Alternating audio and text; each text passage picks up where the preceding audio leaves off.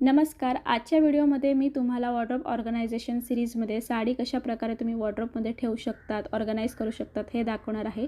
व्हिडिओमध्ये मी एक साडी दाखवली तर सगळ्या साड्या माझ्या अंगावरती आल्या. त्यामुळे ज्या साड्या असतात त्या वॉर्डरोबमध्ये ऑर्गनाइज करणं फार गरजेचं असतं. यासाठी माझ्याकडे अशा प्रकारचे ट्रान्सपरंट साडी केस आहे. इंडिव्हिज्युअल एका साडी केसमध्ये तुम्ही एक साडी ठेवू शकतात.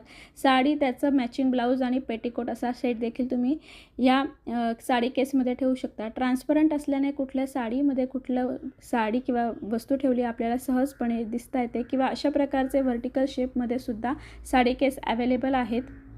रंग आणि साईज तुम्हाला मिळू शकते कुठल्याही वेबसाईटवरती ऑनलाईन आणि कुठल्या ऑफलाईन शॉपमध्ये सहजपणे साडी केस मिळतात.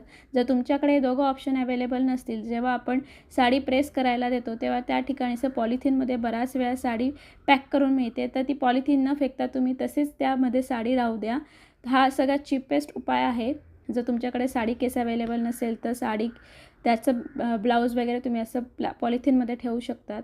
आता माझ्याकडे असे पूर्ण साडी केसमध्ये पूर्ण बंडल आहे. त्यामध्ये मी प्रत्येकी एक साडी एक पाऊचमध्ये ठेवली आहे, जेणेकरून साडी खराब होत नाही. किंवा तुमच्याकडे आधी सांगितलेले कुठलेही ऑप्शन नसतील तर माझ्याकडे एक मोठं असं साडी केस आहे, जे मी शिवून घेतलं होतं. खाली बेससाठी रायटिंग पॅड ठेवला आहे किंवा कुठलाही प्लायवूड किंवा बॉक्सचा पुठ्ठा वगैरे ठेवू शकतात. आणि ज्या कमी वापरात येणाऱ्या साड्या आहेत, म्हणजे अगदी नॉर्मल ज्या साड्या आहेत, या मी या पाऊचमध्ये ठेवत असते. ड्रॉबॅक हाच आहे की कुठली साडी कुठल्या पाऊचमध्ये ठेवली आहे हे बघण्यासाठी तुम्हाला सारखं या साडी केसचा एक ड्रॉबॅक हा आहे की कुठली साडी कुठल्या पाऊचमध्ये ठेवली आहे आपल्याला सारखं पाऊच उघडून बघावं लागतं. तुमचं वॉर्डरोबची साईज कशी आहे त्यानुसार तुम्ही पाउचेस निवडा किंवा इंडिव्हिज्युअल जे साडी केस आहेत ते एकमेकांवरती ठेवूनसुद्धा तुम्ही साडी ऑर्गनाइज करू शकतात.